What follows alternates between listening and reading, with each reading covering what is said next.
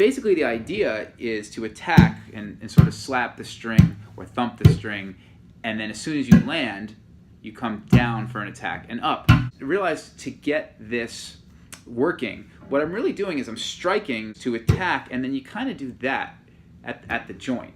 So you're slapping almost, and then you use your joint to pluck. So now that's like a 3-note pattern, so we'll just call it triplets. 1 triplet, 2 triplet, 3 triplet, 4 triplet. Then you can add your pointer finger for another attack. So you go 1 triplet, 1. So that's a 4-note pattern, so maybe you don't think triplets, think 16th notes or 8th notes. E and Do. Now I'm muting. I'm not bringing any notes in on my fretting hand yet. That's really where this starts to take off. You can put it into bass lines.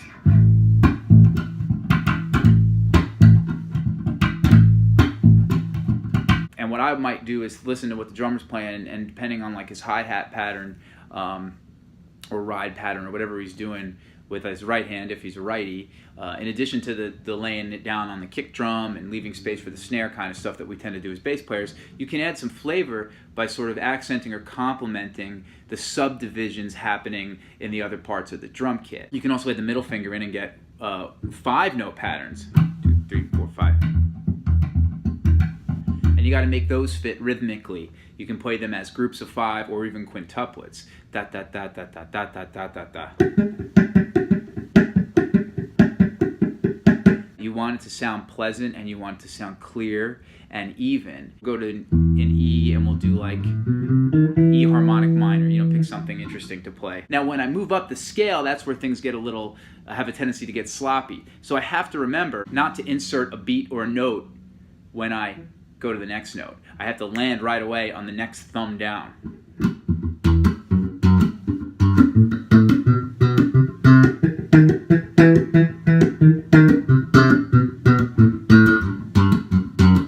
You can imagine as you get this faster and cleaner, you can really create some really fun sounds and funky sounds that you can apply to your lines. Don't throw this in on the gig unless you really got it down, and use it tastefully, you know. I would say either play the whole tune like that, like come up with a bass line that really accentuates that and everyone can play with that, or use it, you know, sort of sparsely and sparingly. Don't kind of throw it in randomly. You know, a lot of times, especially with slap, I was talking to a friend of mine about this recently, a drummer, and we were joking about how, you know, bass players tend to pop and slap in the middle of a groove. You know, they'll be doing something real fun and simple. Boom, boom, boom, boom, boom. And it's like, why do they do that? Or they'll change to a thumb in the middle of the line when the line has been played with fingers the whole time. I mean, it's not tasteful. It's just weird. So be tasteful. Literally, think taste. You know, if it doesn't taste good, if it's going to mess up what already tastes good, don't do it. Peace, and subscribe to my channel if you like. Thank you so much.